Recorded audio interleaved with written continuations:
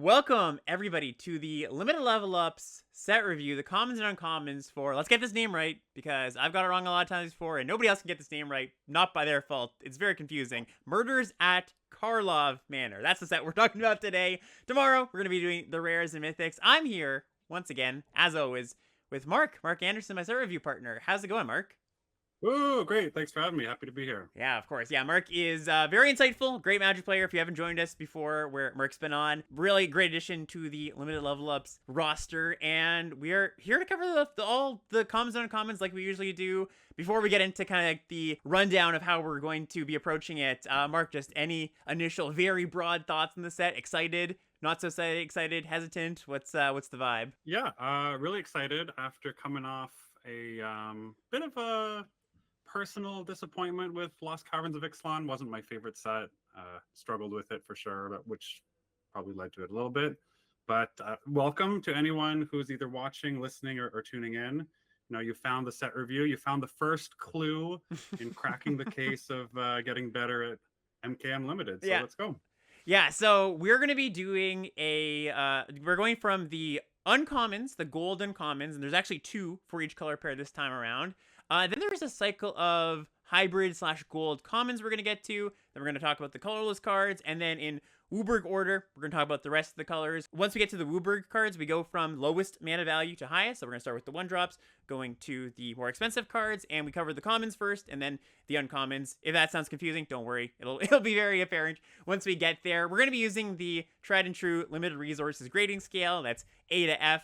You know, just like your basic letter grades. One small distinction that I would like to make here, one that Marc has very astutely brought to the table, is the distinction between a C and a C+, where C pluses are cards that you're almost never going to cut from your deck. Is that right? To get that right, Marc? Yeah. C plus is like 90% of the time you don't even think about it. It just makes it in. Yeah. And then Generically yeah. good card. That might be a good way to put it, right? Where everything below that might need a bit of fine tuning. That's pretty much all we have. We're going to jump into something. Before we get to the cards, we're going to into something that's actually different about this set, and that's play boosters, or ploosters, as some have been calling them. So, Marc, you want to break down what these play boosters are and how they might affect how we see the set a little bit? The difference, if you're not watching, just listening, we've got a little graphic in front of us from WotC that they've explained how these new play boosters are broken down. But Marc, why don't you give it to us? Yeah, so I'll do my best. And this is not a set specific thing. This is going to be the norm going forward. Mm-hmm. So we no longer have draft boosters and set boosters. We just have play boosters. And this is kind of almost like a slight hybridization of the two. So the difference mainly being in just the pack composition and the pack size.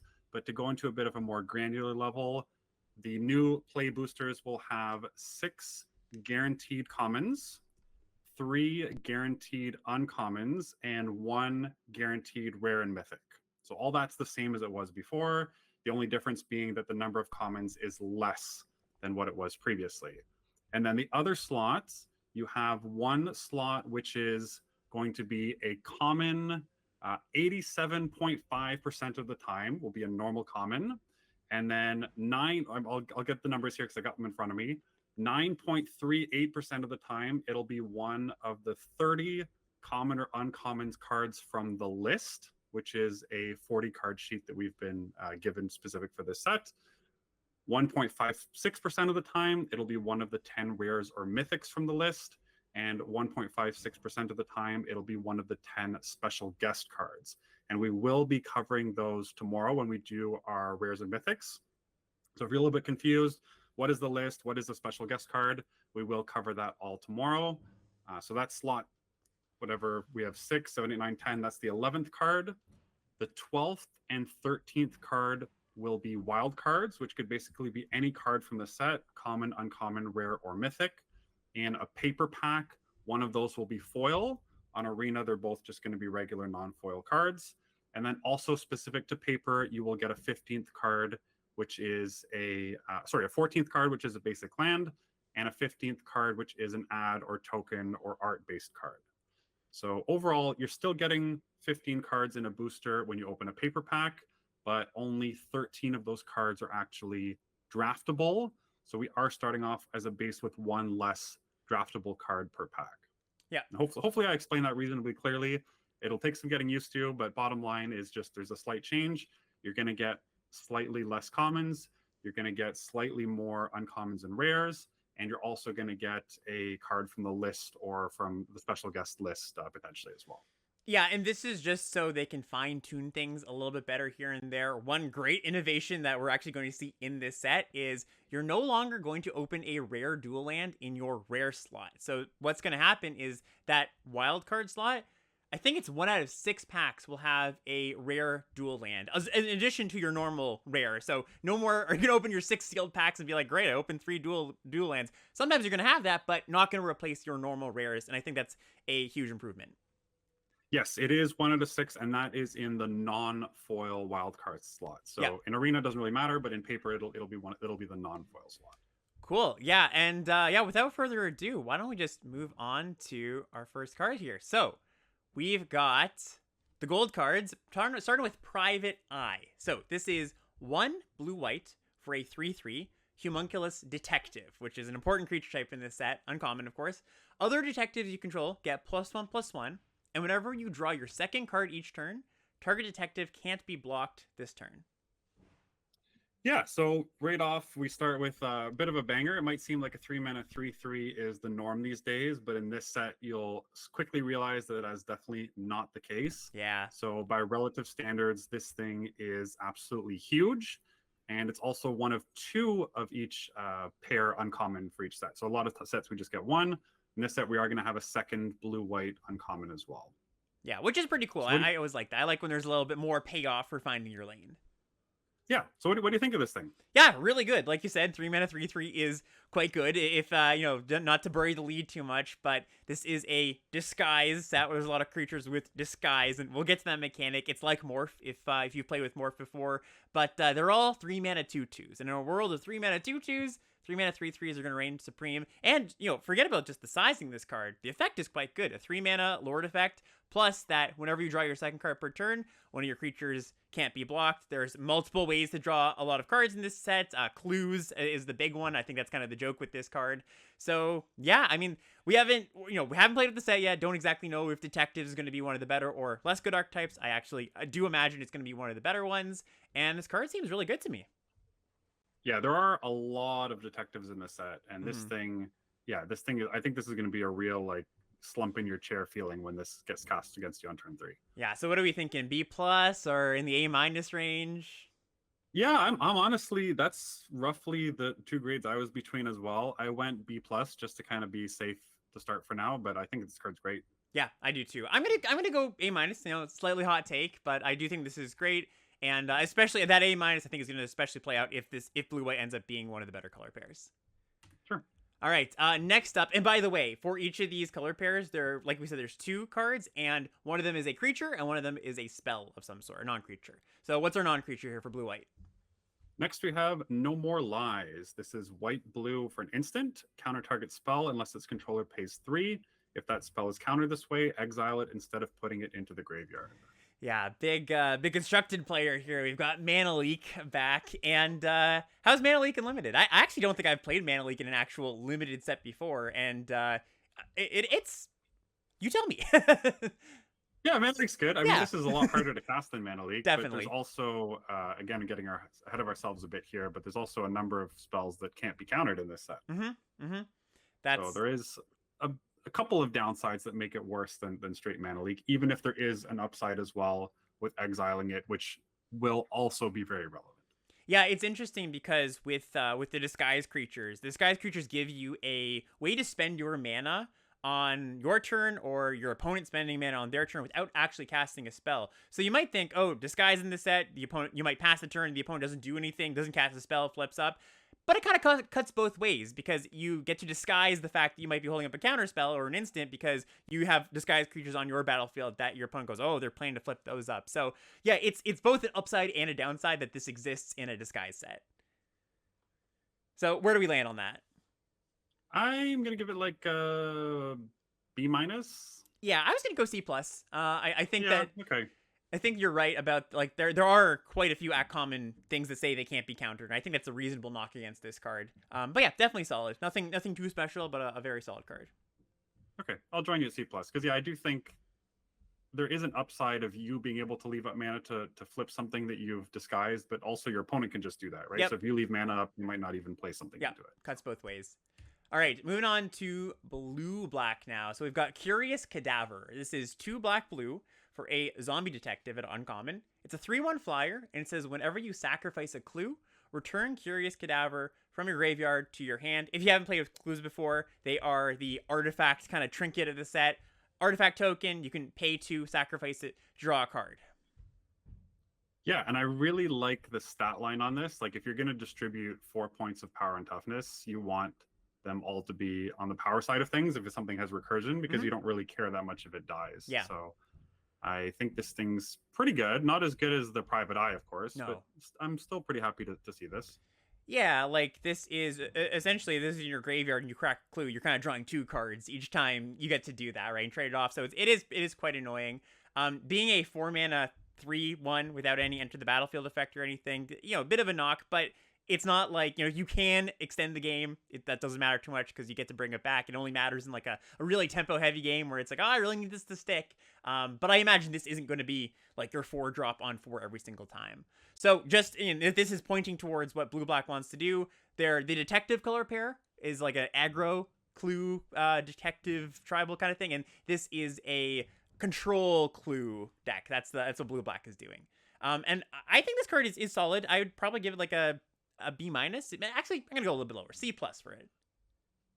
I think I'm gonna go B minus. I think there's a number of ways to either mill yourself or loot, and like this is a great thing to discard. Yep.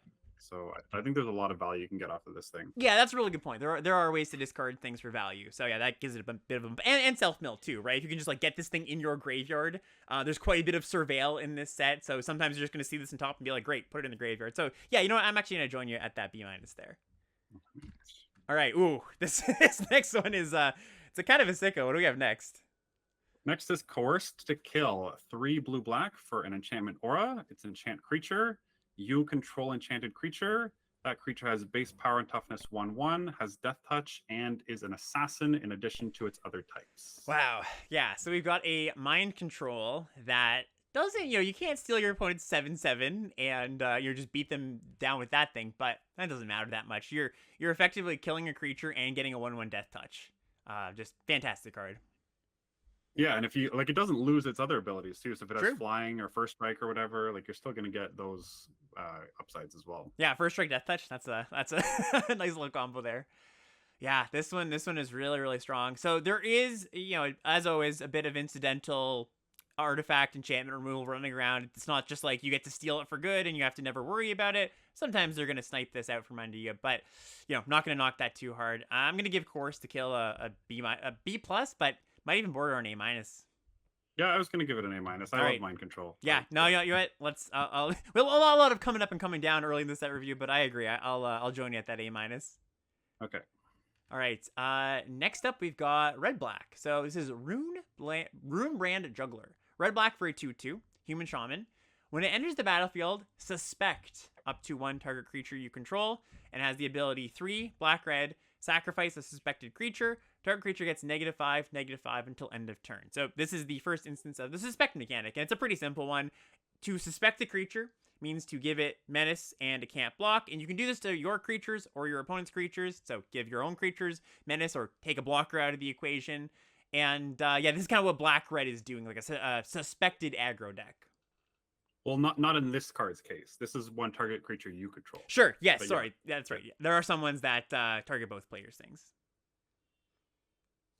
Yeah, so this thing is, like, it's really just a 2/2 for 2 with kind of a bunch of text. Yeah. Like there's not a lot of... There's some upside on the text, but I'm not, like, super excited about this thing. You can suspect itself, right? So if you're the aggro deck, you just say like 2/2 menace is a pretty decent stat line.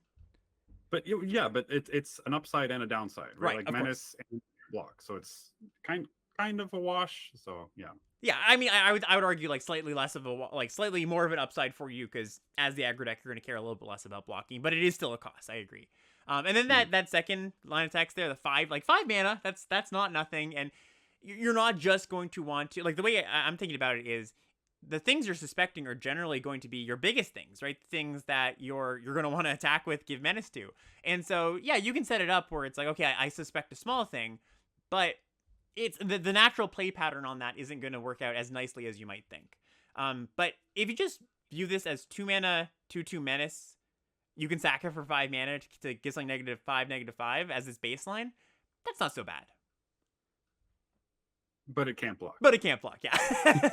Like that's yeah. Especially when you're going to sacrifice it to give -5/-5. Like you want to block and then sack. throw it. Exactly. Right? Like, yeah. You can't do that. So yeah. So I think I just maybe not, but on the sounds of it, it sounds like I'm slightly higher on this card than you are. I was gonna give this one a B-, but okay, I was gonna go C+. Okay, yeah, fair enough.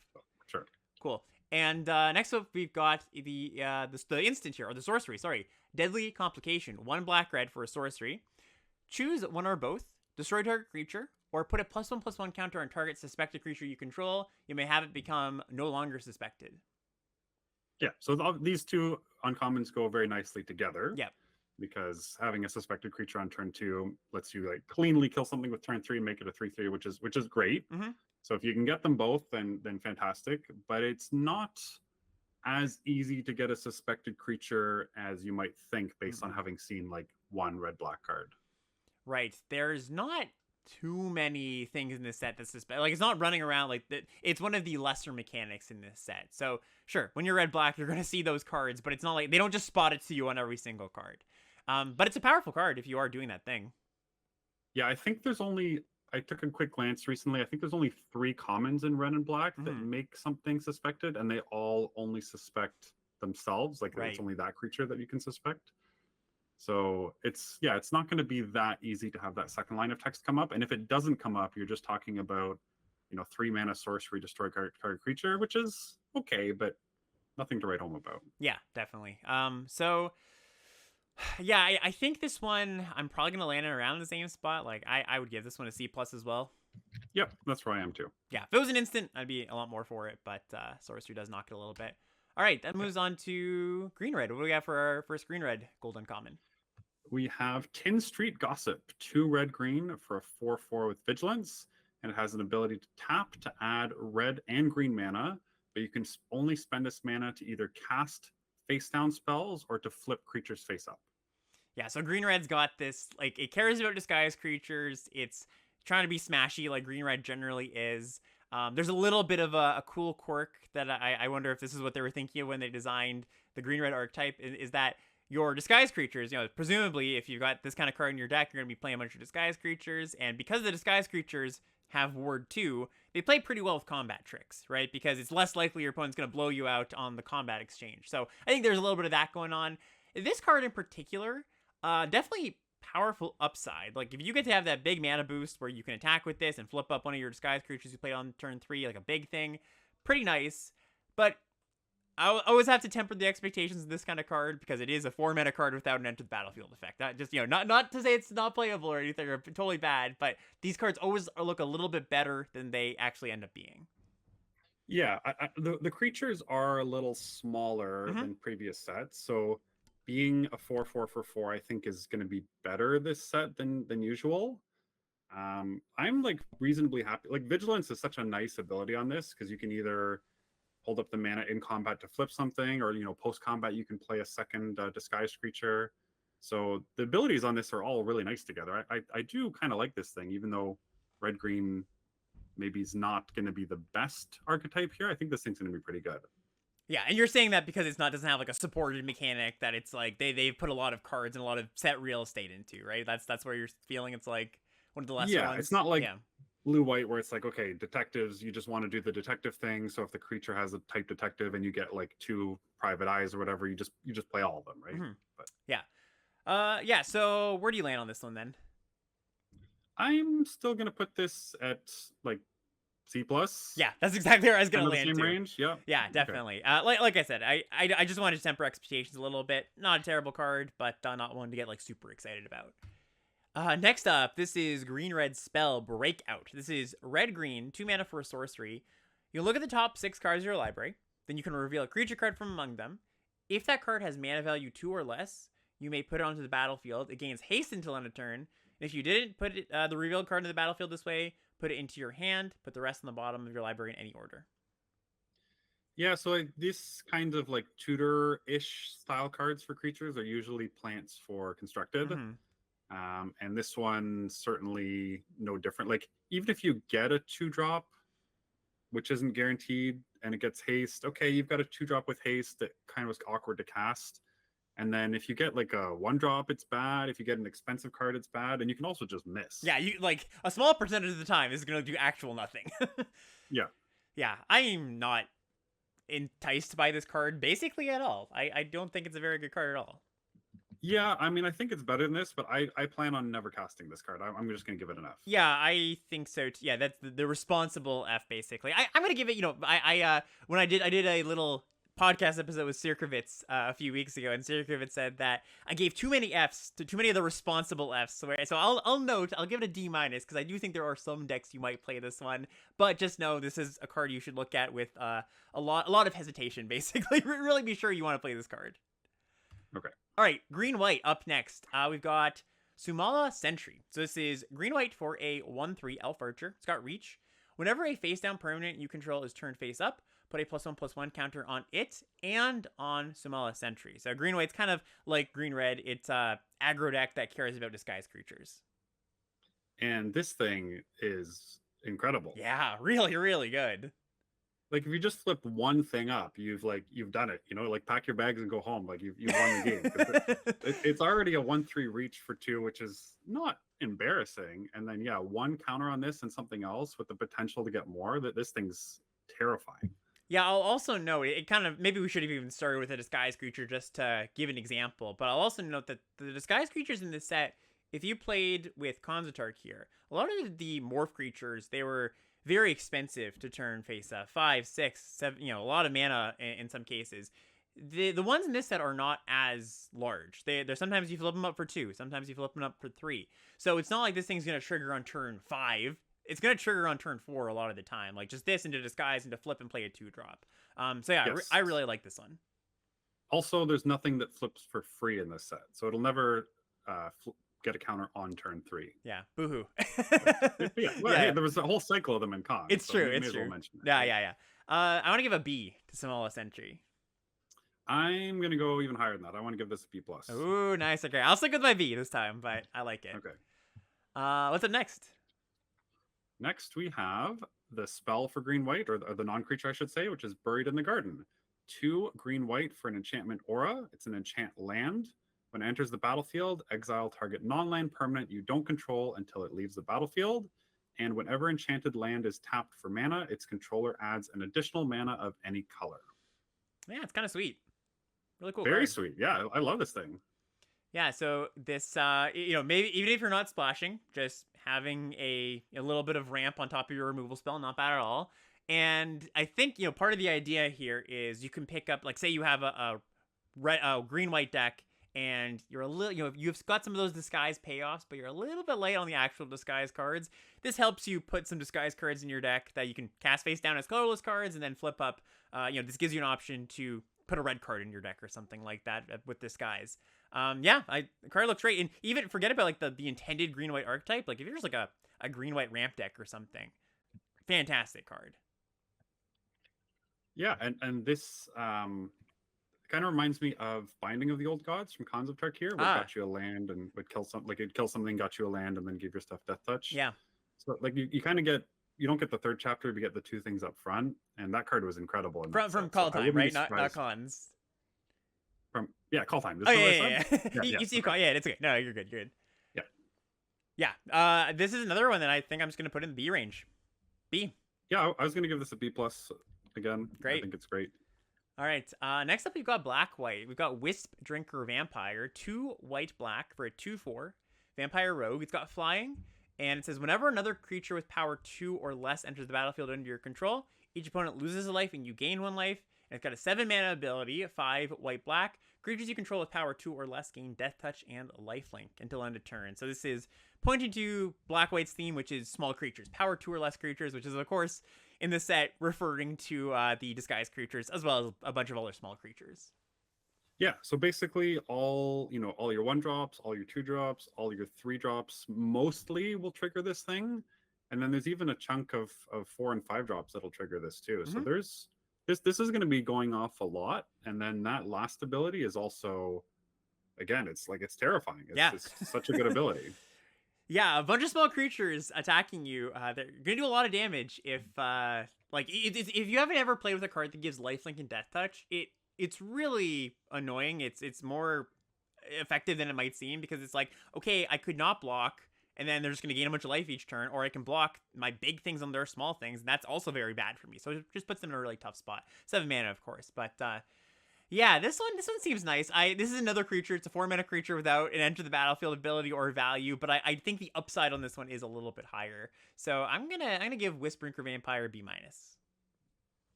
I was going to give it a B. So Okay, yeah, sure. cool. And what's White Black spell? Next we have Soul Search. White black for sorcery. Target opponent reveals their hand. You choose a non-land card from it, exile that card.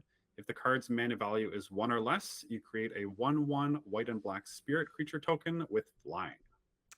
Yeah, seems fine. The 2 mana discard a card from your opponent's hand card are always like, okay. There's some that have nice upside, like Humiliate from Strixhaven that put a +1/+1 counter on something. And if you always got the spirit from this card, it would be busted. It would be like the Deep Cavern Bat from Ixalan. But you're not very often going to take a 1-drop. That's kind of a constructed line of text, I would say. So if you compare this to Pilfer from Dominaria United, it's basically that card, but a little harder to cast. And Pilfer was fine, but not amazing. So I'm going to give this one like a C minus, D plus. Yeah, I was around there as well. All right. I really wish they had templated this so that like you get the 1/1 creature unless you take something that costs two or more. So at least if your opponent was empty-handed, or if you didn't want to take anything, Yeah, that'd be sweet. you could like choose to take the 1/1. But kind of annoying that they made it very specific for how you get the token. Yeah, not one of the better ones here. Moving on to Red Blue, Gleaming Gear Drake. Red Blue for a 1/1 artifact creature, Drake. It's got flying, and when it enters the battlefield, you investigate. And like we mentioned before, that means, oh, actually, I don't think we did mention this before, but this is the keyword tied to clues. So when you investigate, you make a clue token. And whenever you sacrifice an artifact, put a +1/+1 counter on Gleaming Gear Drake. Ooh, nice one. Yeah, when I first saw this thing, I thought it was like pretty good. And then I thought about it, and I thought about what if it cost 2 red blue for a 2/2 flyer draw card that has the potential to grow. Like that card I really like. That'd be great. And this is just like better than that, right? Like Yep. that's just combining the cracking the clue with the card. So I think this thing is like really good. Yeah, very, very good. And worth noting that red has ways to sacrifice artifacts just in general. So say you do build up, the game is in a spot where you don't have time to crack all your clues. Some of your spells are just going to be able to sacrifice a clue or another artifact and put a counter on this thing. I think this one's probably in the A range. I'm going to go A minus for Gleaming Gear Drake. Sure. I can join you there. I can see that. Sweet. And the non-creature, kind of a similar card. We've got Detective Satchel, 2 blue-red for an artifact. When Detective Satchel enters the battlefield, you investigate twice. You can tap it to create a colorless 1/1 Thopter artifact creature token with flying. Activate this only if you sacrificed an artifact this turn. Yeah, this one's tougher to really pin down because it's 0 battlefield presence immediately. Right. So do you like this thing? Not as much, definitely not. Like if you think about this as 4 mana, or I guess 8 mana, draw 2, and in the process you're getting 2 like 8 mana, draw 2, make 2 Thopters in installments, right? Plus all the other, of course, it keys off all the other cards in your deck too. So I do like the card, but it's not. It needs a little bit more support. I think you need to be a little more controlling. That Gear Drake's going to be great in any deck. This one, you need to support it with like a slower deck. You need some defensive speed. You need some ways to stay alive. But it's pretty good once you get there. Yeah, you haven't really sold me on it. I'm leaning like D plus kind of range. Okay. Yeah, I'm a little higher on it. I was gonna go like in the low C range. Like I don't know, almost like a build around in the sense that you need both the artifacts and the controlling your strategy. So I was gonna say like synergy or build around C, whatever way you want to frame it.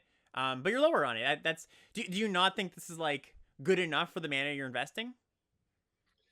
Yeah, like I just if you're playing blue red with like the other uncommon Hmm. seems and a number of the artifacts seem like slightly more aggressive. So I just don't want to take turn 4 off. And then I also don't think the stream of 1/1 flyers is like enough Good enough. to Yeah. be like I've locked up the game, like Master Guide Mural or whatever from Hmm. LCI. Like that was kind of understated up front, but it just won you the game eventually. Yeah. This is not really going to do that. No, no, I agree. I agree. Yeah, I'm gonna stick with my like synergy C grade, but yeah, I agree. I'm not like over the moon about this card by any means. Okay. And black green's up next. What's our black green creature? We have Crawl Whipcracker, black green for a 3/2 insect assassin. It has reach, and when enters the battlefield, destroy target token an opponent controls. Ooh, yeah, this one's nice. So we've got the clue tokens, Mm-hmm. of course. There's detective tokens that we're gonna see in a little while. This set is it's not a set. We've had some sets like really token heavy. I don't think this one is like, oh my gosh, every card makes a token, but you're gonna find a target. And even if you don't, just playing this on turn 2 as a 3/2 ain't that bad if that's your 2-drop. Yeah, we talked about how the bodies are smaller, and so this thing is huge. Mm-hmm. Yeah, that's Yeah. true. That's a great point. Just super efficient card. When you get when this gets man, it's gonna feel amazing, and when you don't, it's still a pretty good, darn efficient card. So I think I'm gonna give Crawl Whipcracker a B. Yeah, I think that B sounds reasonable. I'll join you Sweet. there.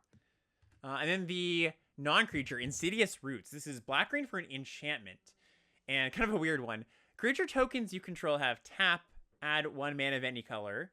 Whenever one or more creature cards leave your graveyard, create a 0/1 green plant creature token, then put +1/+1 counter on each plant you control. What a strange card. Yeah, so there are like the line of text on this will seem really weird. There are a number of ways that you will have creatures leaving your graveyard. Mm-hmm. There's a couple of mechanics. There's rebuying creatures, there's reanimating creatures, there's exiling them from your graveyard. But that's not going to happen the turn you play this in the vast majority of the case. Right. And the first time you do this, you still haven't really made up for it. Yeah. Yeah. So you kind of need 2 activations guaranteed after you play this.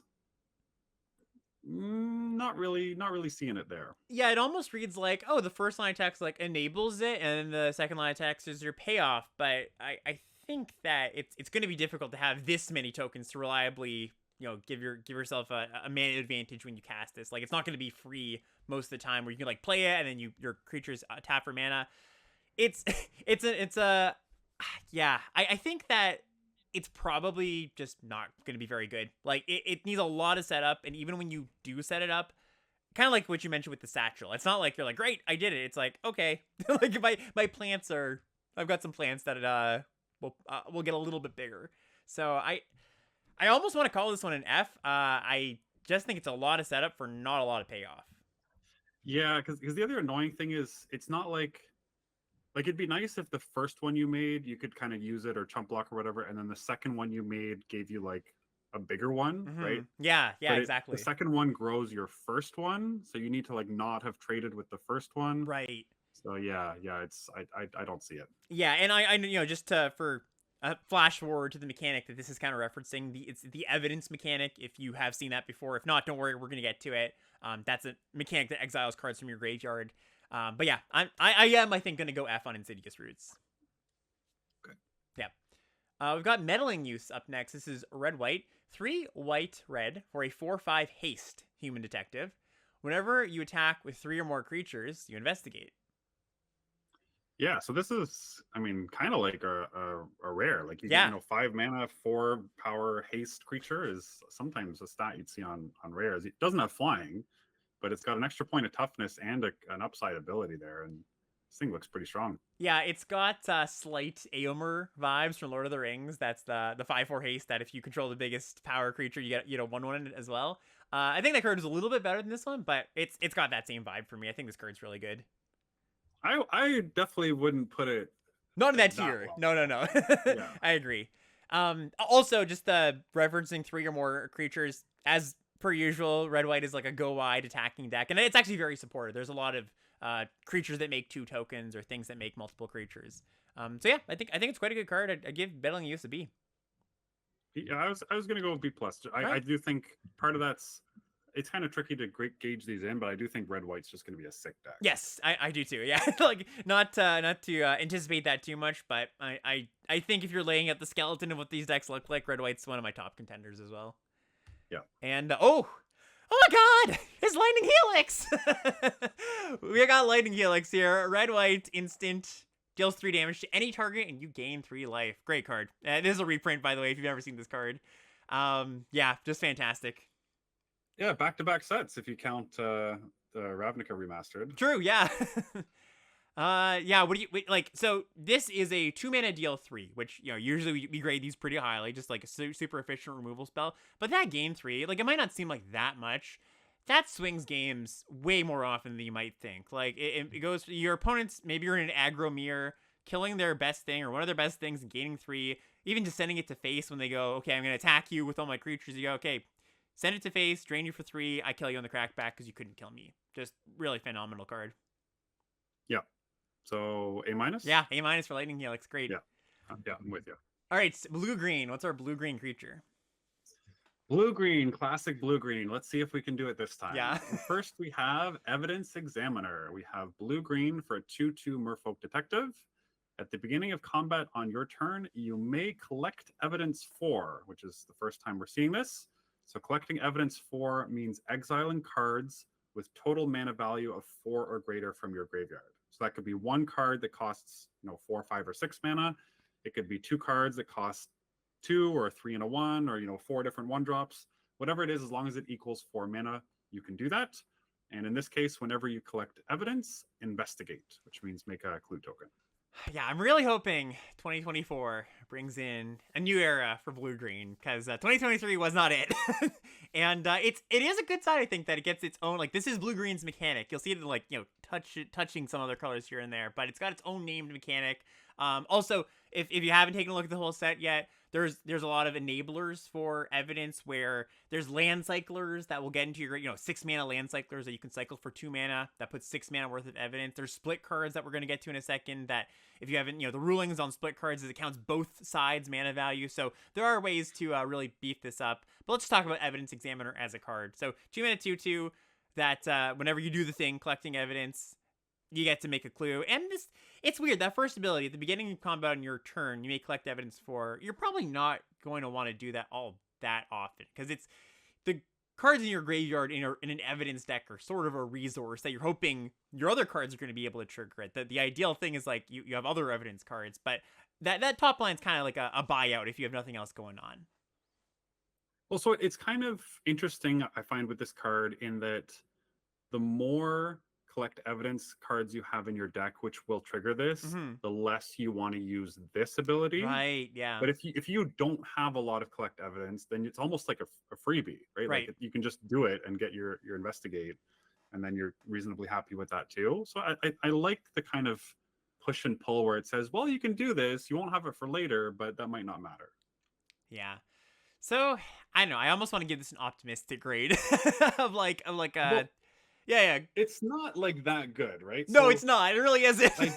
I wish that they'd push this. The cards we've seen that have been on the not that good side of things so far have been like white black, green black, and now blue green. And like those are always the pairs that do poorly. Like why can't you just push the gold cards a little bit more on these pairs and give them some love? Yeah, make it a 2/3. Like, give this like give it a 3rd point of toughness, and then we'd be talking. But yeah. So what do you want to give it? Like a C? Yeah, I was gonna go C too. Yeah, C for Evidence Examiner. It is a detective for what it's worth. Little nod there, but yeah, I'm gonna go C on Evidence Examiner. The spell here, cool one. Repulsive Mutation. X blue-green for an instant. Put X +1/+1 counters on target creature you control. Then counter up to 1 target spell unless its controller pays mana equal to the greatest power amongst creatures you control. So this thing is nice. Yeah, I like this. This is a sicko. It doesn't do anything if you don't have a creature. Of course. And if you just have one creature and they kill it, it also doesn't do anything. Of course, yeah. So there's a fail case there. But if you have 2 creatures, even if if they kill your creature, it's going to fizzle the spell, isn't it? Oh no, because you target the spell too. Yeah. Yep. So even if they kill your creature, you will still counter it equal to your second biggest creature. Yep, and you can just pay blue-green for this as kind of like a weird mana leak sort of. You have a 3-power creature, you have almost 2 mana open, you don't actually have to sink anything into X. Really high upside, definitely. Like Yeah. when you get your opponent with this, and again, we're talking about instants in this set. There's a bit of the context of this is a set with these disguise creatures, and you're gonna pass the turn with mana up a good amount of the time. Again, that cuts both ways because the opponent might not cast a spell, but it's not going to be critically bad for your deck or anything if you pass the turn with nothing else to do in this set a little more often than in others. It's not just straight upside. Like, it's not just like you just draw the spell, you cast it, it's awesome. But the upside is there. So I'm going to give this one a C+. C+? I was going to go higher than that. Yeah? Yeah, I was thinking it could be all the way up to B. Okay. Yeah. I was kind of floating between B- and C+. I think I'm going to stick with my C+, just because I think there are just going to be enough times this is a little bit too awkward. You know, I recognize the upside, but I think that, you know, just 20% of the time or whatever, it's just not going to work the way you want it to. Yeah, I mean, as long as you have a creature, like this is like a modular Mystic Snake, right? Like, true, yeah. 4 mana for 2 worth of stats and counter a spell, and like it's better than that, right? As long as you have one creature. Yeah, that kind of sells me on it. All right, I'll come up to B- this one. Yeah, this is one of the ones I'm very interested to see how it actually plays out. Yeah, it might just suffer because it's blue-green, but right. I think it's good. All right, so that brings us to a cycle of split cards here, hybrid split cards, and there's 5 of them. They all live at uncommon. If you haven't seen split cards before, they're like 2 mini cards sliced onto one card. You can't cast both of these. You have to choose one or the other. That's kind of you're getting some flexibility. Some of the effects are very different from each other, so it's like, okay, one's good in one game state, one's good in another game state, and like we mentioned, these play well with the evidence cards that want a lot of mana value in your graveyard. Because the first one here we have Fuss and Bother, for example, is 3 mana for Fuss and 6 mana for Bother. If you cast Fuss, that goes to your graveyard and you'll have 9 mana worth of evidence. So let's get into the card specifically. Fuss is 2 and Boros hybrid, so you can pay either red or white. It's an instant. It says put a +1/+1 counter on each attacking creature you control. Bother is 4 Azorius hybrid, Source 3. Create 3 1/1 colorless Thopter artifact tokens with flying. Surveil 2. Okay, I know you just spent a ton of time describing this card and what it does, but I happened to glance over at chat and they pointed out something that we missed about Repulsive Mutation. Oh, sure, which yeah. is that you don't actually need to counter a spell. Like, you can just use it as a combat trick. Oh, that's a great point too. Yeah. Okay, then I'm sold on it. Yeah, talking me up to a little bit of higher grade on that for sure. Yeah. Yeah. Okay. So yeah, I will join you at your B. Anyways, yeah. Back to these split cards. Back to Fuss Bother. Yeah. So there's a cycle. Each one has an enemy pair and an allied pair, and then there's 5 of them, and there's always an overlap in one of the 5 colors. So this is the white one. In theory, the interesting thing about these, if you think that both sides of the card are good enough, which is not a given, right? But if you consider this could either be a red card, a white card, or a blue card, then 9 out of the 10 color pair decks, in theory, could actually play Fuss Bother. Yeah. Right? So these are extremely flexible. Like, the only deck you couldn't play this in would be black-green. Right. Yeah. So of course it's at its best if you can play both sides with either, that's like a white deck or a blue-red deck or some combination of those. But just really interesting that these cards are very flexible. It's not the only time we're going to see hybrid mana in the set either, but these are extremely easy to slot into decks, even though the mana colors, it looks like there's 3 colors on this card and you might think it's hard to cast. It is extremely easy to cast these cards. Yeah, like a lot to like about them. So let's just talk about the actual spells here. So let's start with Fuss. 3 mana, instant, put +1/+1 counter on all your attacking creatures. We mentioned red-white has a go wide theme. I think white in general has a go wide theme. How do you like that effect? It's decent. I think it's okay.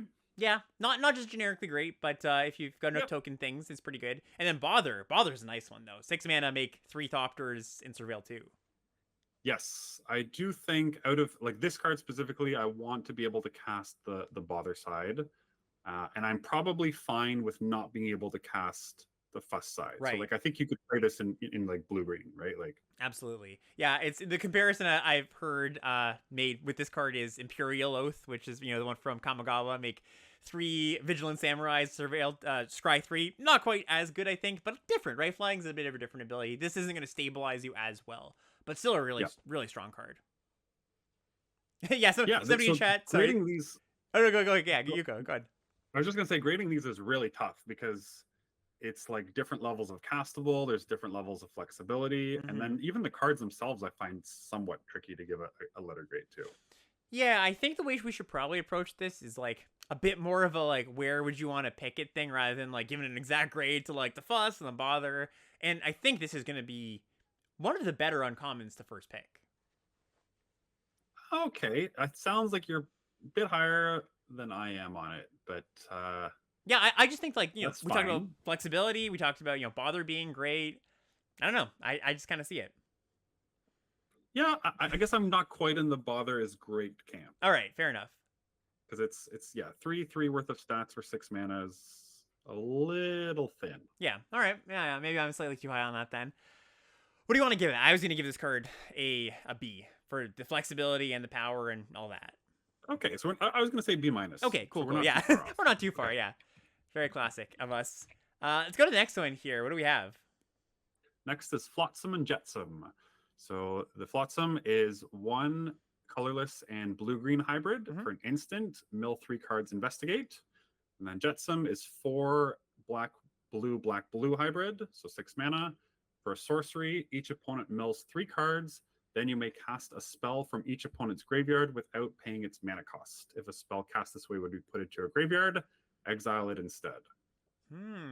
Yeah, so this one's pretty interesting. So this is the kind of blue. If you're blue, you can cast both sides of these. You know, not like we said, not at the same time.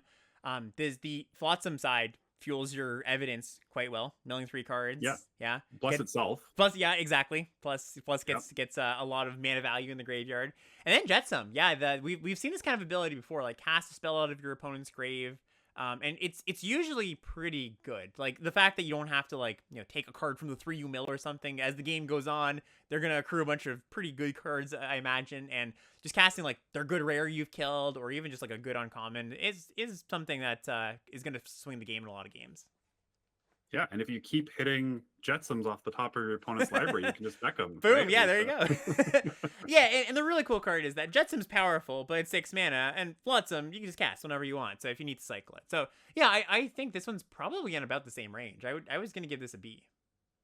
Yeah, I like this one actually more than the last one. Nice. Yeah, no, I think So I'm going to go with a B as well. Cool, awesome. Next up, we've got Push and Pull. So Push is 1 Orzhov hybrid for sorcery. Destroy target tapped creature. Pull is 4 Rakdos sorcery. Put up to 2 target creatures from a single graveyard onto the battlefield under your control. They gain haste until end of turn. Sacrifice them at the beginning of the next end step. Yeah, so I think in most sets, this would be the best one. Because like in black, you know, early on, you're killing something even though it's already hit you, you're stabilizing. And then like the 6 mana is, in most sets, that would just be like just win the game. I do think that a lot of graveyards are going to be a little thin just due to collecting evidence. So there might not be a lot of good targets for pull.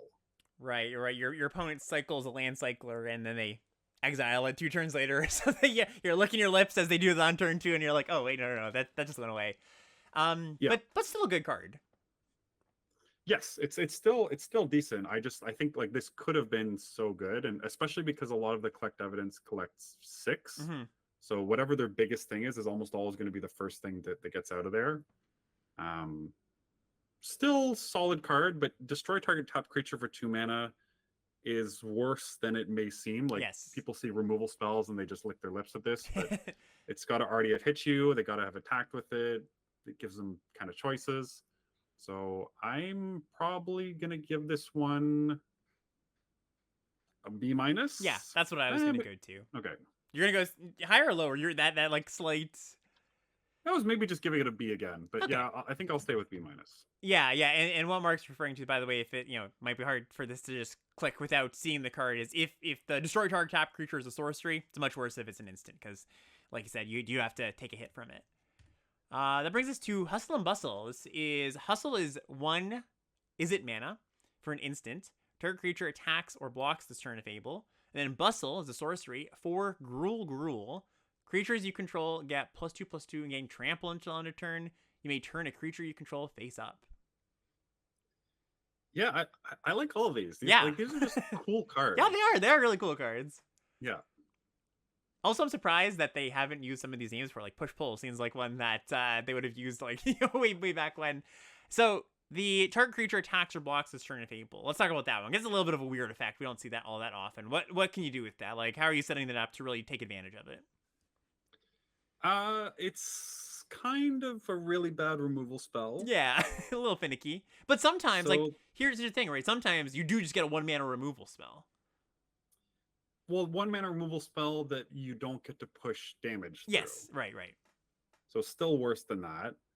But yeah, like making their creature attack into your thing is going to be the most. So if you make their thing block, they can always multi-block. Right. So you can eat if they have a small utility creature that you need to get rid of. Sure, you can kill it, but in some cases your creature's still going to die. So in theory, making their creature attack is going to be the safer play, but then that means you're doing it into open mana, so they might be able to use a trick and not actually kill the creature. Right. So it's certainly not just a 1-mana removal spell.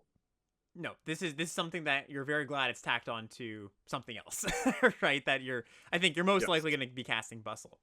And Bustle's like solid. The +2/+2 overruns tend to be quite a bit worse than the +3/+3 overruns. Like that difference in the point makes a very it seems like, oh man, I'm just going to kill them with this thing. And you are sometimes, but there are some board states where it's just not quite enough.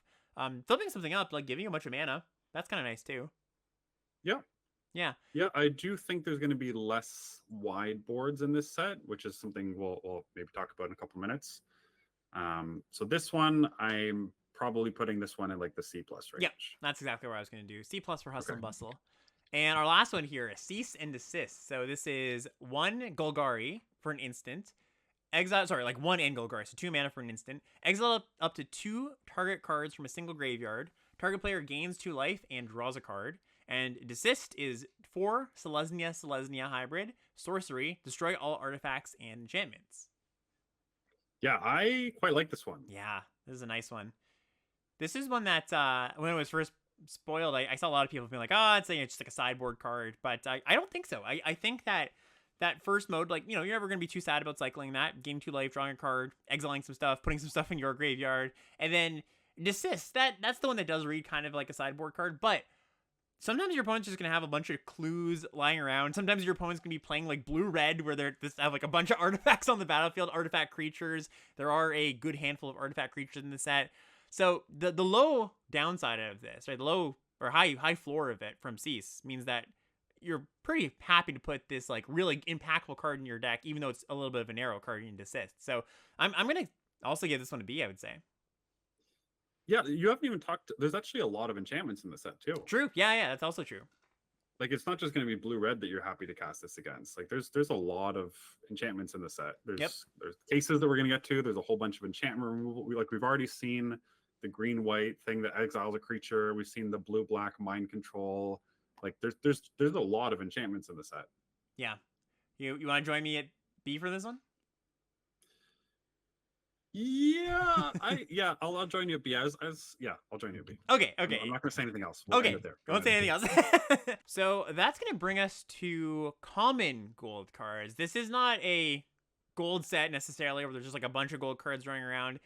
And these common gold cards all have disguise, and their disguise cost to flip up is going to be hybrid. So let me just read out disguise again. I think we should have probably done this at the beginning, but we're here now, so let's do it. Disguise says you can cast this card face down for 3 mana, 3 generic mana, as a 2/2 creature with Ward 2.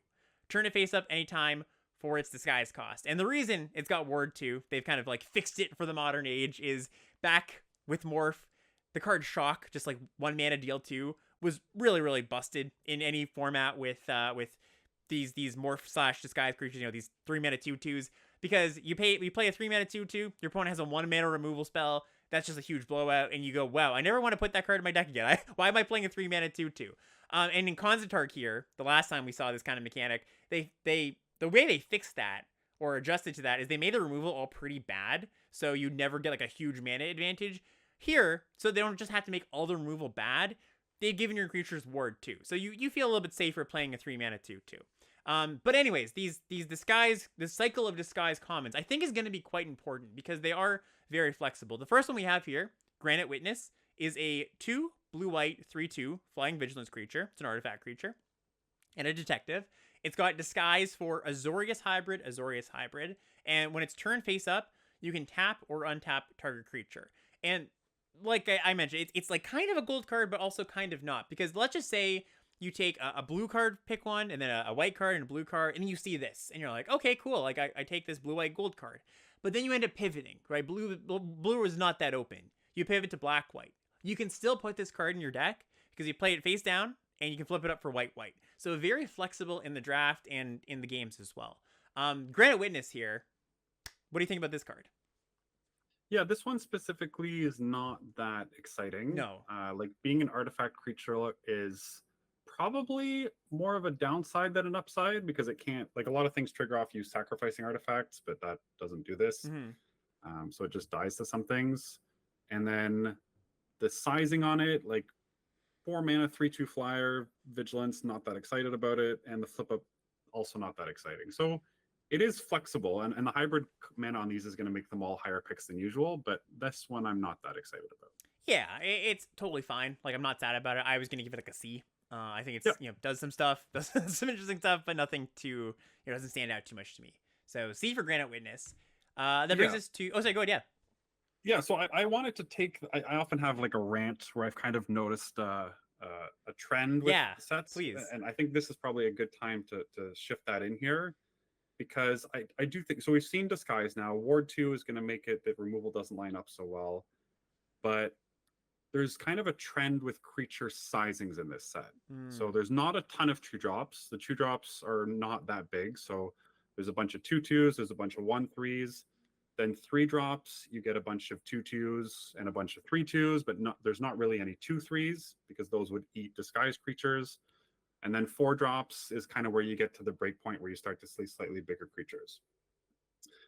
And so we're going to see throughout the set a number of creatures with the 1/3 size. And when we were going through your Discord and people were spoiling these cards, the common sentiment was at least it blocks a morph. Right. Like as a 1/3, right? But reality, there's 37 cards with Disguise, and 10 of them, this one included, flip up to eat or trade with a 1/3 right for 4 mana or less. And only one of them trades. Like nine of them would just eat the 1/3, and then one of them that we're going to see very shortly would trade with a 1/3. So what that basically means, if you're playing a 2-drop on turn 2, a 3-drop on turn 3, and a 4-drop on turn 4, you can't really block. Like, you can trade with your opponent. If you've got a 2/2 and they've got a 2/2, or you've got a 2/2 and they've got a morph, you can trade consistently with your opponent, but there's almost nothing in the set that's going to block and survive. Like, there's no blockers in the set. And even if you get to the 4 mana creature size, you play like a 4/4, a 3/4, a 3/3, whatever creature size, you think, okay, at this point I'm safe to block. There's a ton of cards in the set that boost power and not toughness. Right. So you're not actually like likely to be able to safely block with your 4-drop either. So I do think, even though people are saying, okay, this is cons 2.0, it's going to be a little bit slower, people have a little bit more time to do things, there is some truth to that in that the creature sizes are smaller because you won't be taking damage in as large chunks, but you're not going to be able to catch up easily if your opponent starts on a 2-drop and you don't. Yep. So I really think, like, if your opponent plays a 2-drop, your 2-drops, and you just take the turn off and like draw a card, or like mill 3 and investigate, whatever it is that we've seen. There's already been a couple of cards. There's going to be a bunch more. But your opponent plays a 2-drop, you do nothing. Then your opponent plays a disguise card, and you play a 3-drop, and then you're taking 2 damage. And then turn 4, you're taking another, or turn 3, you're taking another 2 damage. On turn 2, you take 2 damage. On turn 3, you take 2 damage. On turn 4, they get to use their first trick. So I do think there's going to be a lot of trading in this set. And I think it's going to be a fairly aggressive set in that the boards are going to stay quite small. And you're going to have these interesting spots where people, when they attack their morphs, or like I guess can't use morphs, their disguised creatures into their disguised creatures, there's going to be a bunch of spots where the person who's on the play, who's doing the attacking, is going to have the choice as to whether they want to allow the trade to happen, or if they want to go for the value game and flip up their disguised creature for some type of token or investigate card, or some type of mana benefit. Yep. So I do think being on the play is going to be as important as ever, if not even more important than this set. And I just wanted to frame that as we go into the rest of the set review, that I think trading is going to be extremely common, and you're going to need to have something on turn 2, and you're really going to want that thing on turn 2 to have at least 2 power. Yeah, and that was a lot of info, and it's kind of like assuming a little bit that you kind of know how things work and you've seen a little bit of the set. But I will say, if that kind of went over your head a little bit, I would come back to what Mark just said as we go on, because Mark tends to have these little, asides for each of the set reviews, and I don't think you've been wrong about a single one, right? That we've had. Like, you're really good at like just figuring out how you think the set's gonna play out. So definitely listen to that. And just a few little rules things I want to cover here, just for people who haven't played with these kind of mechanics before. When you flip up your creature, it doesn't use the stack. So it's like a special action. It's like playing a land drop. You can't respond to it. So it's not like you can't be like, oh, okay, I'm gonna flip up my 3/3. Your opponent goes like, shock it in response. No, it's too late. They just can't do that. And then the other thing is there is that 5 mana morph rule. It's not really a rule. It's more of a design principle. They did this in cons where no morph or disguise creature is going to flip up for less than 5 mana and be able to eat another disguise creature, another 2/2 in combat. So anything that flips up for less than 5 mana, it's going to be like a 4/2. Or maybe like a 1/5 or something like that. You're never going to be like, turn 4, I flip my thing up and eat your 2/2 in combat. Just not going to happen. Yeah, and in cons, the things that flipped for cheaper were often things that shrunk power and grew toughness. Yep. Right? Like you had Monastery Flock, the 0/5. You had Sidisi's Pet, the 1/4. You had there's 3 or 4 creatures that had extra toughness. There's the Dragon Eye Savants, the 0/6. Like there's a whole bunch of things that had a lot of toughness. So if your opponent tried to do something, you could kind of slow the game down by just making something huge and wasting their turn. And in this set, it's almost the opposite. Like almost everything flips into more power. So blocking just becomes that much harder. And you just you need to be able to trade with objects on the battlefield. Yep, absolutely. All right, so let's finally go to our second creature here, the common hybrid disguise creatures. Fairy Snoop. 1 blue-black for a 1/4 flying fairy detective. Disguise cost is 1 blue-black hybrid. When Fairy Snoop is turned face up, look at the top 2 cards of your library, put one of them into your hand and the other into the graveyard. Yeah, so this one's interesting because this is actually like a defensive body. You know, it has like 4 toughness is kind of the magic number, where like 3 toughness doesn't really matter because there's a lot of 3/2s. Mm-hmm. And 4 toughness is finally where you can maybe start thinking about blocking. Yeah. Again, I'm not saying that's a good idea, but you can kind of try and do it. And this is also a detective, but I don't think you're like that happy to play this face up for 3 mana. Mm-mm. And you're not like that happy to spend 6 to flip it and draw a card. Like 6 mana, 1/4, draw a card isn't that great. So when this thing was spoiled, I was like, oh, this thing's going to be amazing. Me too. But the more I thought about it, the more I kind of started to come down on it. Yeah, me too. Absolutely. I feel the same way. So I think with a lot of these cards, there's going to be like the default mode and the buyout mode. And like you mentioned, I think this is the buyout mode, or the default mode is play it face down and flip it up at some point. And the buyout mode is, all right, I have my 3 mana 1/4 flyer, which is like, kind of whatever. And that default mode is solid, not terribly bad, but it's not that exciting either. So where do we land on the Fairy Snoop here? It's hard because these things are so flexible with their cost. It's hard to give them less than like a C+ or C. Agree. I think this still might be a C+, even if I'm not that excited about it. Like, I don't think I'm going to cut these because of the fact you can just play it as a 2/2 for 3 and likely trade with anything on the board. The floor is not that bad, and then like if you do draw it in the super late game as a top deck, it gives you a way to spend 6 mana.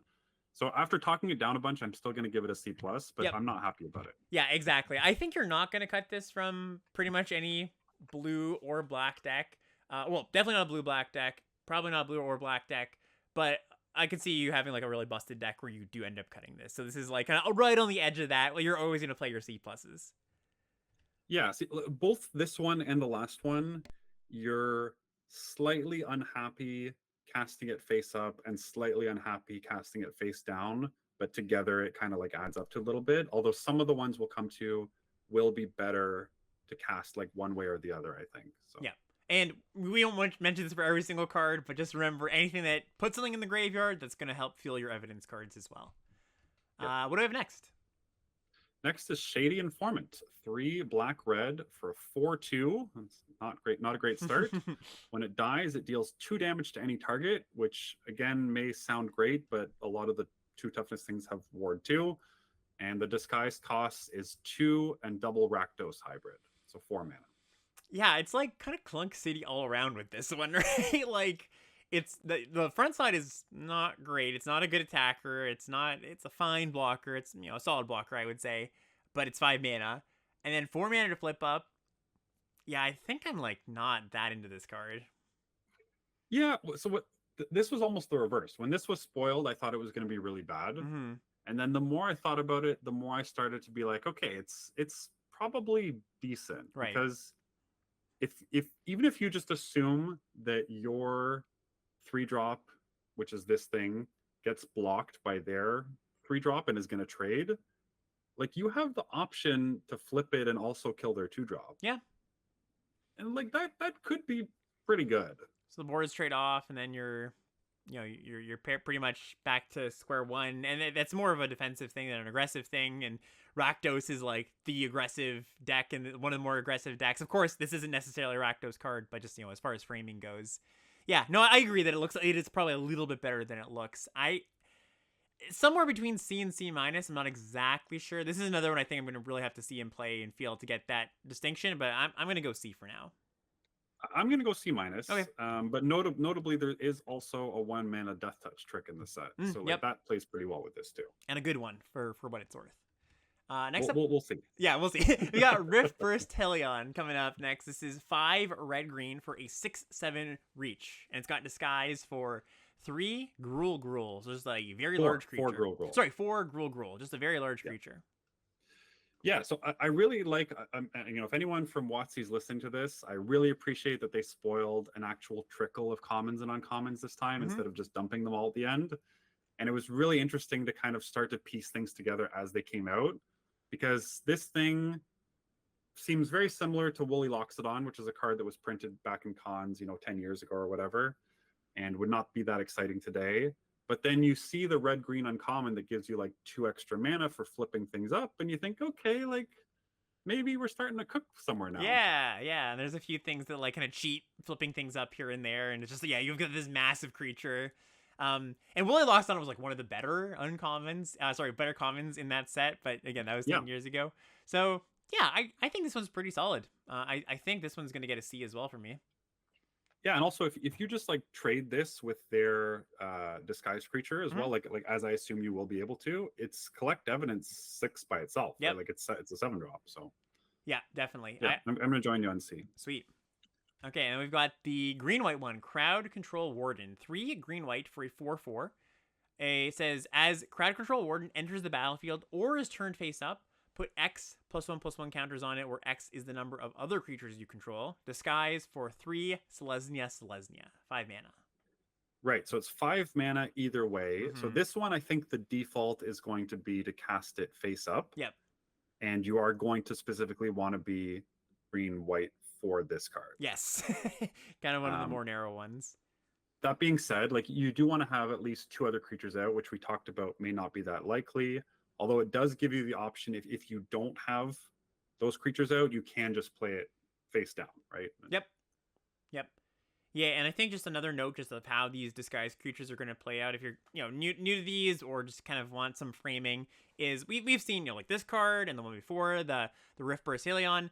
That card, you know, both of them are quite expensive, but the it's almost like a split card in a lot of ways where it's like, okay, like I can trade off my 2/2 if I really need to, or if I think the game is going in a way that my opponent's not pressuring me that much, I don't have that much to do with my mana in the late game, you can just say, okay, I won't block because later I'm going to have these giant creatures. So that's kind of how you want to frame them. Yeah, and notably, someone in chat mentions this, which we should probably note as well. The wording on this flipping is as, not when. Hmm. So it will like you will not be able to kill this with a 4 damage spell if there are other creatures on the battlefield. Yes, indeed, and that's also something, just a good point in general for these disguised creatures. Like, do note that if you have a 2 mana, like a lightning helix, 2 mana deal 3. Don't always feel safe just like casting that into their 4 or 5 open mana or whatever. I guess 5 mana specifically. Right. Yeah. Next. Well, I mean, even 4 mana, like there are things that survive a lightning helix. They just have less than 2 power. Right. Yeah, that's a great point. We've got Sanguine Savior up next. 1 white What, black. what are we grading this? Oh, What's the whole sorry. Yeah, point of great. this? My bad. I completely forgot about the most important part, or the least important part. I was gonna give Crowd Control Warden a C, just like the Hellion, kind of just big dumb creature. Yep. Okay. Sounds good. All right, Sanguine Savior. We won't forget about the grade on this one. 1 black light for a 2/1 flying lifelink creature, and it has Disguise for Orzhov. And when it's turn face up, another target creature you control gains lifelink until end of turn. Yeah, I like this thing. Lifelink is a heck of an ability. Yeah, lifelink flying, also quite nice. Mm-hmm. Yeah, I'm happy to play this on 3. Like unlike the other ones we said, you're kind of unhappy to play them on the front side. This one I'm actually like happy to play on 3. And I think that will be the default. Yep. But being able to like pump an extra bit of life in for a couple extra mana is relevant upside for sure. Yeah, definitely. And you're not even that sad if you just like play this on turn 2 or on turn 3 and you trade it off with their disguise creature or something. Yeah, I like Sanguine Savior. I'd give this one a C+. Yeah, that's what I wrote as well. Great. What about the blue-red one? Oh boy, Gadget Technician, and blue red struggled so much in the past sets, right? Alex, you gotta give it a good card. Yeah, like, of course. Yeah. We have 2 blue red for a 3/2. When it enters the battlefield or is turned face up, create a 1/1 colorless Thopter artifact creature token with flying, and the disguise cost is 2 Is it mana? So red blue red blue. This card's great. Really nice. Yeah. This card's, you're happy to play this on the front side. I think that'll be the default for this as well. But having the optionality is just going to be great. Like this can be a 3-drop, this can be a 4-drop, this can be a 5-drop. Super flexible, great card. Yeah, just this is any of the cards that are kind of like this. A creature comes with a friend. They tend to be quite good. Like this is Old Tech Cloud Guard. Of course, you like the flying on the 3/2 body rather than the 1/1, but it's not that much worse. It sounds a lot worse, but it's really not that much worse. And you're making up for that with the flexibility. So I think Gadget Edition gets into the B range for me. I wrote a B already for myself. Yep. I'm exactly there with you. Great. The other thing to note, there are a lot of cards that have made 2 bodies in the past, and having the bodies be different sizes is so much better than it seems. Yes, definitely. It just makes attacking for them so difficult because there's often a combination of blocks you can make that'll make it really bad for them. Yeah, indeed. We've got Rakish Scoundrel up next. This is 2 green black for a 3/3 Death Touch. When it enters the battlefield or is turned face up, target creature gains indestructible until end of turn. Disguise for Golgari. Yeah, so 6 mana to flip it up. Yeah. So very expensive to flip up, but that is a heck of a powerful ability on the disguise. Because you're talking about Death Touch indestructible. Yeah, so it's almost like a removal spell in combat. Yeah, and it doesn't even have to target itself, right? It can be something else. Like I think some other set reviewers have been kind of low on this thing, but I kind of like it. Like even just the 4 mana 3/3 Death Touch that ETBs pushes some damage for indestructible, it seems decent to me. Yeah, no, I think so too, and I agree. I've heard a few other folks kind of be like, it seems a little bit clunky, and it's definitely not like it's not like the Gadget Edition we just saw, but I don't think it's too much worse than any of the other ones we've seen. I think I'm just gonna give this one a C as well. Yeah, sweet. Yeah, C for Rakish Scoundrel. Here's a nice one. What do we have next? It's Dog Walker, red white for a 3/1 human citizen with vigilance. So already great start. And the disguise cost is red white hybrid. So 2 Boros mana. And when it's turned face up, so this is only when it's turned face up, not when it comes into play. But when it's turned face up, create 2 tapped 1/1 dog creature tokens. Yeah, such a nice flexible card. Like 3 power 2-drop, totally solid. Vigilance, yeah, sure, why not? And just the the ability. I think this one is probably going to be an even split of like you play it on 2, you play it on 3, and then try to flip it up later. Because if you have another 2-drop, great, you're gonna play that, but you're not gonna hold this for like if this is your only 2-drop, you're just gonna Right. play it out. But it is really strong. Like we're gonna see well, we've already kind of seen, but we're gonna see more in the future. There are payoffs for going wide. There's pump your whole team effects. So yeah, I think this card's great. Also in the B range for me. I think I would just slam it as a actually maybe B minus. I don't know. Would this one? Do you think this one is better or worse, equal to the Gadget Technician, the blue red one? I think I was gonna go B plus for this. Oh Just 'cause, wow. like, Okay. the technician is the technician I want to cast the front side of Yeah. more than flipping it. This one, I think any mode is great. Yeah. Like 3-1 for 2. There's not that many 2-drops in the set, so you're going to be really happy when you're playing a 3-1 for 2, and it even has vigilance just because. Just cause, yeah. Who knows why. And then like making 3 bodies when we talked about how often you're going to be trading and how you can add power to your creatures. Like those 1/1 dogs will often be able to be turned into a trade Right. with other cards. Like leaving bodies behind is going to be so powerful. Yeah, chat points out rat catcher trainee vibes, but no X1 hate this time, which I think is a pretty apt comparison. Yeah. Yeah, this is and like a better front side. I mean, like, different than trainees. But I get it, of but course. like 3 powers is a ton of power. Yeah, no, you know what? I'm not gonna be quite as high on you as you are, but I'm gonna put me down as a B. Put me down as a B for Dog Walker. Then we've got the blue green one here, Undercover Crocodile. This is 4 blue green for a 5/5. It says when Undercover Crocodile deals combat damage to a player, investigate, and the disguise cost is 3 blue green, so 5 mana overall. Yeah, they've already had a couple of crocodiles in Ravnica, so I guess they set the precedent. But the pun to say it was an investigator. Yeah, like, investigator. Yeah, I think have had gators. They've had gators too. I'm pretty sure. Anyways, yeah. All right. So what do you think about this card? It reads like a little bit of a clunker to me. Well, it's blue green. Yeah, exactly. Well, duh, Alex. Like, of course it's gonna. What did you expect? So it is large. It is large, and it does, like, if you trade off, it does trigger investigate, collect evidence 6. Yep. I mean, because it's a 6-drop, and it's big. You get a bit of a discount for disguising it, 5 mana instead of 6. But yeah, like C minus. Yeah, I was gonna go C minus on this too. This is one of these kind of disguised creatures that do threaten to flip up and eat something else in combat.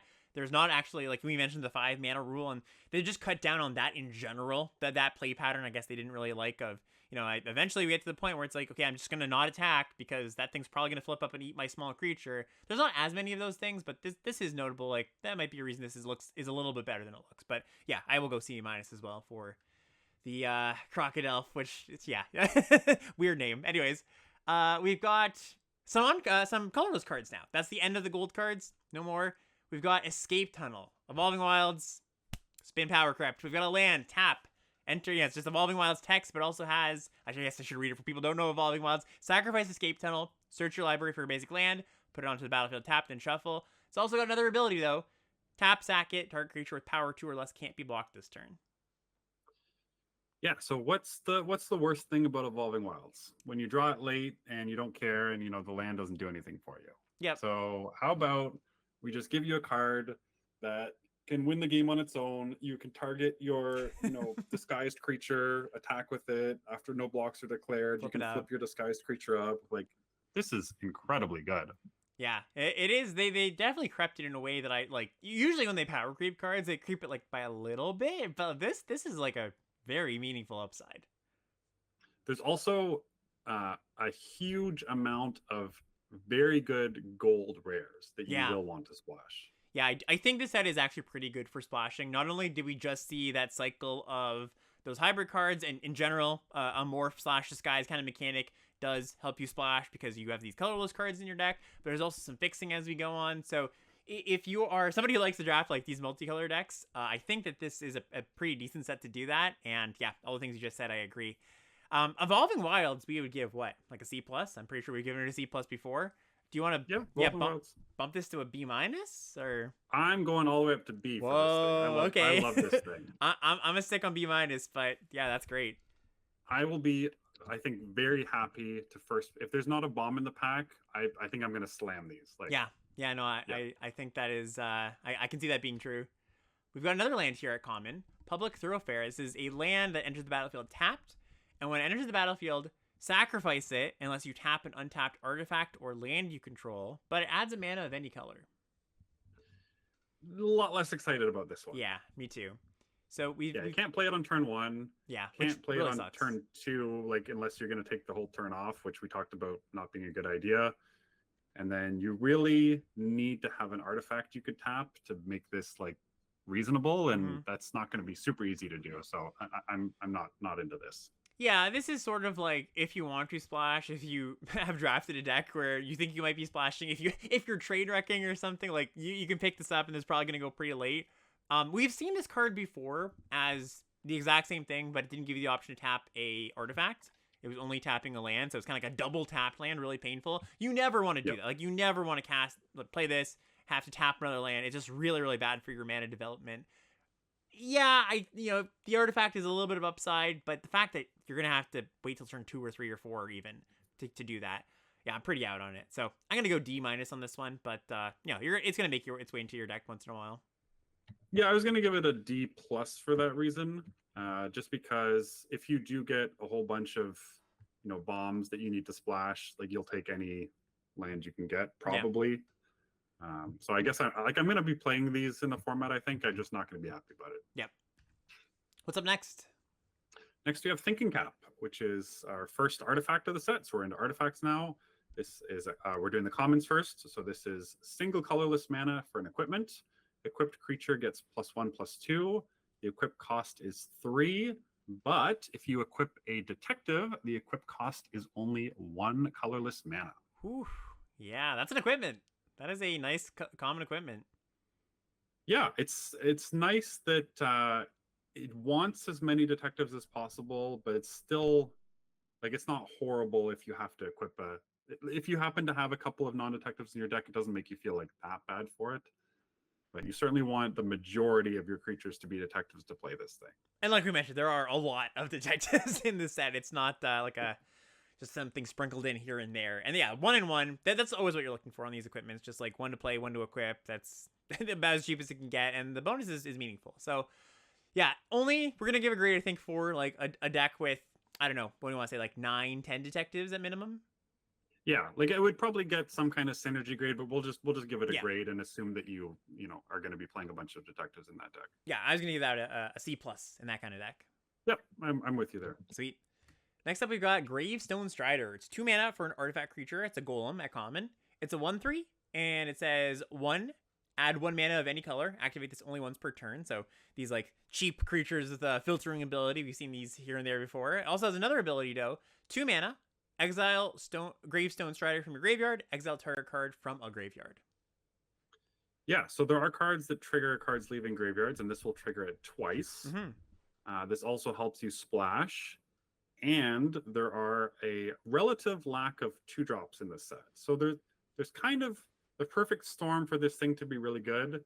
The only thing that's holding it back is, as I said, that stat line is not really what you want in this set. Right. Yeah, it's going to do its thing for a few turns, but it's not going to be a relevant body as long as some other kind of, 1/3s where like we had the one in Dominaria United, the mana worker, and that like blocked for quite a while. I think you're right. This one's going to be a little bit more awkward. But I still think like you need to be in a deck where you're more than 2 colors, you're splashing something, like you're not just going to play this card.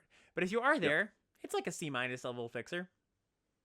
Yeah, and I like 1/3 bodies may be bad on their own, but they are good for multi-blocking. Right. Like if you have a couple creatures out there, like you have a 1/2 and a 1/3 and you can double block, like you're going to be feeling okay about this. So I'm probably going to play this card more than most because I like splashing.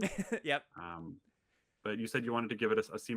Yeah, C- in the deck, kind of like the cap, right? Where it's like it's got a place. You're not going to play it everywhere, but in the place it goes, it's a C-.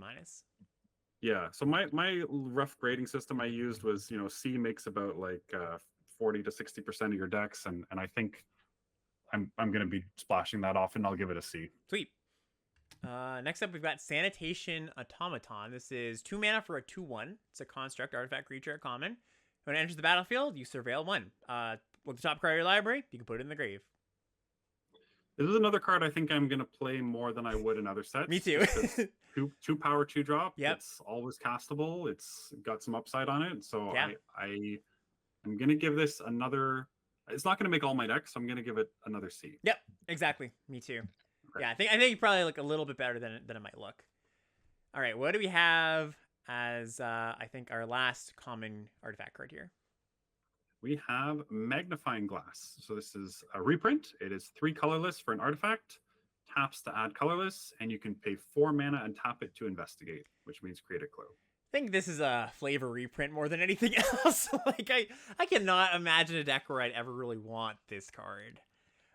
Just No, you don't want to take turn 3 off. No, really, really And bad. it doesn't fix your mana, and this. Yeah, do you want to D just give minus? I was just gonna give it an F. I think I think it would be very hard to imagine a deck where this improves your deck. Well, there is a card that like fetches it. Sure. Okay, yeah. That is a good point. I will be put in some people's decks sometimes, maybe when it shouldn't be. I don't know. I don't think that convinces me that much. I'm gonna slam an F on this one. I think Okay, yeah. sure. You want to give it D minus? Yeah, I'll be an optimistic. Okay, D-minus. I like it. Yeah. Okay. I was gonna bring us to some uncommon colorless cards here. Branch of Vitu-Ghazi, first one here. It's a land. Taps to add colorless mana. And it's got Disguise, so kind of a callback to Zoetic Cavern. It's a way old callback. And it says, when Branch of Vitu-Ghazi is turned face up... Oh, sorry, Disguise for 3 mana. Turns up for 3 mana. When Branch of Vitu-Ghazi is turned face up, add 2 mana of any one color. Until the end of turn, you don't lose this mana as steps and phases end. Yeah, so being able to play your land as a 2/2 is a nice upside. Like colorless lands hurt a lot. Mm-hmm. Like let's start there, right? Yeah. Colorless lands hurt a lot. So is this going to take a land slot in your deck or a spell slot in your deck? I think probably a spell slot, right? Like I think you just, it's tough. In a deck that wants, is splashing, has good use for this ability, isn't just like, because I mean you have to be kind of splashing to really want it, I would say, because it's not like it gives you a mana advantage or anything when it flips up. Colorless land does hurt, so it's almost like it's not a split card. I don't want to say like it's a fake split card where you're only going to do the disguise thing, but it's going to be like a 90-10 split, I think, or like an 80-20 where that colorless land is not going to be something you want to do very often. Yeah, it's weird in that if you count it as a land and you play it because you want to splash, you're actually like reducing the number of sources you have for splashing. Yeah. But if you count it as a spell, you're increasing it because you can flip it. Like when you flip it, it's mana neutral, right? Because you have the 2 mana that it provides, plus you can tap itself for colorless. So you can turn like, 3 white mana into like 2 red and a colorless. Right. Yeah, there's some comments in chat that are saying this is going to be an 18 land format anyways. Just it's kind of I guess referencing that Cons was an 18 land format. I'm less convinced. Well, that's yeah, true. I don't believe that at all. Because No. in Cons you needed to hit 5 mana to start flipping up your morphs. You don't need to hit 5 mana in this set. Right. That was the big reason. I don't think this is an 18 land format. No, yeah. I would say probably not as well. Yeah, kind of where can you imagine wanting this? Like just in a deck you're splashing and you don't get better fixing? Yeah, that's pretty much where I'm seeing it. Like you kind of think, okay, I really want to play this busted rare. I can't afford to add another, land, so I'll count this as my 3rd source type of thing. Yeah. Yeah. This is another one that's kind of hard to nail down. I'm gonna start pretty low. I'm gonna give this one a D+. But could be pleasantly surprised. Sounds about right to me. Yeah. Let's go there. Cool. Yeah, it is kind of cool talking about it. Yeah. Yeah. Next up, this is an interesting one. Scene of the Crime. This is another land. It's an artifact land, and it's a clue. Uncommon. Enters the battlefield tapped. You can tap it to add colorless, or you can tap it and tap an untapped creature you control to add mana of any color. And then you can also sacrifice it to draw a card like any clue. Being an artifact does have its risks, though. There are like a couple of commons that deal with artifacts. So if you get Stone Rained, it could be as early as turn 1. Like if your opponent plays this turn 1 and you even on the draw you can just Stone Rain them, like the game is just over. Yeah, I mean even there's the 3 mana, like a red 3 mana creature that comes and destroys an artifact, right? That's pretty darn bad for you. The upside's kind of there. the upside's looking pretty good. Yeah, And this if you is have 2 mana open and they try and Stone Rain it, you can draw a card. right. So it kind of has a little bit of protection built in. Right, and notably, you don't have to tap it to sacrifice it. If that's it's not like you need to have this one up specifically. And let's talk about that mana ability in the middle for a second here. Tap an untap creature you control to add a mana. That if you're unsure about how good that is, it's slightly positive, I would say. It's not like Yeah, yeah, yeah, it's not like oh man, awesome, but it's not like oh like we talked about the card that you need to tap. It comes in, you sacrifice it unless you tap an artifact or a land. It's not as bad as that. It's a little bit of a cost to tap a creature, but it's not like huge. So I think this hinges on where is the payoff versus like the risk versus the reward of putting an artifact land in your deck.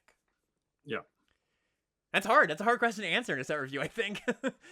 Yeah, I keep assuming that I'm gonna. Well, we'll get to this maybe a bit later about how I'm planning on maybe drafting this set. Yeah, But I do think I'm going to be splashing quite a bit, I do too. Yeah.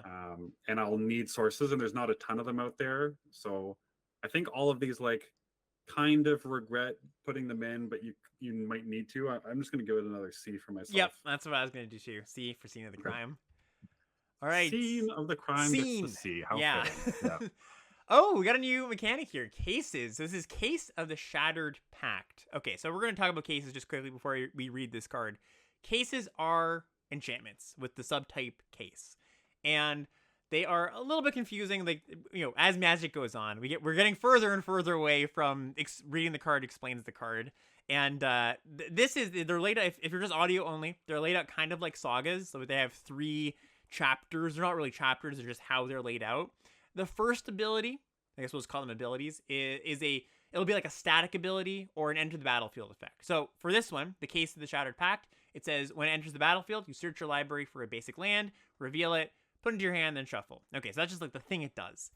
The second slot here, where you'd see like a second chapter of a saga, is the solving condition. So the idea with it is like, okay, something happens, and you need to solve the case, and then you get a reward when you solve it. So to solve this case, there are 5 colors amongst permanents you control, and it always solves on your end step. So let's just say you've got that 5 colors of permanents on the battlefield.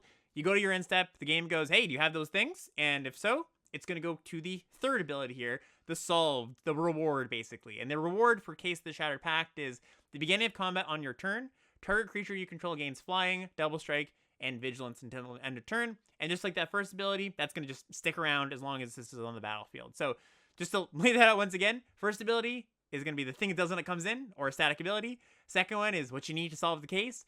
Third ability is your payoff. Also, small rules thing on that solve to solve. Your opponent can interrupt it. So this is going to go on the stack, and let's say you have 5 colors of permanents. They kill your blue creature. It doesn't solve it. You have to have a blue creature and try it again next turn, basically. So with that all of the way, actually, did I miss anything? That was a lot. Do you think that sounds about right for these cases? Yeah, that sounds. Yeah, I didn't know it was a trigger, which makes sense at the Yeah. at the beginning of your end step. But I think you covered it pretty well. This one in particular, I guess we can analyze now. And normally, I would say this is a pipe dream, but there are the hybrid. So, like, you can be playing mono blue and potentially have 5 colors of permanence on your side of the battlefield. Right. Yeah. Kind of funny to think about it that way, but definitely true. This is a nice Still payoff. not. Yeah, it's a good payoff, but it means you need to have your permanence. Like, if it was permanence in your graveyard and on the battlefield that you've just used throughout the game, Right. sure. But like keeping 5 colors of permanence means you're not attacking with them. Yes. Yeah. You're not trading with them. So I don't think this is going to get solved. I think this case might be mostly unsolvable. This is another one that I went back and forth on. Like, I first read it, I was like, oh, that's pretty sweet. And then I was like, oh, like, went through all the stuff you just talked about where I think it's exactly, I've heard a lot of comparisons to Path of the World Tree from Kaldheim, which was a 2-mana enchantment, goes and gets a land, and you can pay like 7 mana to deal 2, make a 2/2, draw some cards, like a lot of great things. This isn't that because, like you said, you have to keep those things around. That's a big downside of the card, right? It just means there's more hoops to jump through. This is nowhere near Path of the World Tree. Yeah. So where do we land on it? It's a cool card. I think you're right though. It's going to remain unsolved most of the time. Yeah, I'm gonna give it like a D. Oh, I wasn't going to go that low. I was going to go like C minus, but D might be more appropriate because C minus almost seems like a hedge, right? Where it's just like if you're not doing the last part, then the card's not good. So yeah, Yeah, no, like yeah, two I'll mana, join you. basic land in your hand is not a good card. Yeah, environmental sciences, but you don't gain life and you learn nothing. Yeah, exactly. Yeah, and you don't Yeah. get it for free. Yeah. Yeah. No, I agree with you. I agree. I think this is one that seems doable, but the more you think about it, the more it's not great. So I'll join you with D for this one. Okay. What's up next? Next we have Lumbering Laundry, 5 colorless for a 4/5 artifact creature golem, and it has the ability to pay 2 colorless, and until end of turn, you may look at face down creatures you don't control at any time, and you can play it. You can flip it for its disguise cost of 5 colorless. Okay, so like that first ability is very throwaway. Like it's cool to have if you have additional mana, but you're never investing. You're never paying the 2 just to look. I mean, not never, but you shouldn't count it as much. So really, you're looking at like a 5 mana 4/5 that disguises for 3 and flips it for 5. It's kind of whatever. Gives you constant priority on arena though. That's great. Yeah, you really tilt the opponent on that one. Yeah, I don't think this card is particularly great. Maybe I'm not giving enough credit to like the big disguise creatures that again can threaten to flip up and eat something. But this is just a Glacial Stalker, right? From Konzatark here, and that card was like fine but not amazing. So I think I'm gonna be pretty low on this and give Lumbering Laundry a D. D, I was gonna go D plus at All right. least. Oh, okay. Give him the plus. You're like, Alex, can you not give him the plus at least? All right, I'll give the Lumbering Laundry a plus. But it's good. Yeah, it's a good pun too. It's a big pile of clothes. Next up, we've got Magnetic Snuffler. This is 5 mana for an artifact creature. It's a 4/4, uncommon once again. Enter the battlefield. Return target equipment card from your graveyard to the battlefield attached to Magnetic Snuffler.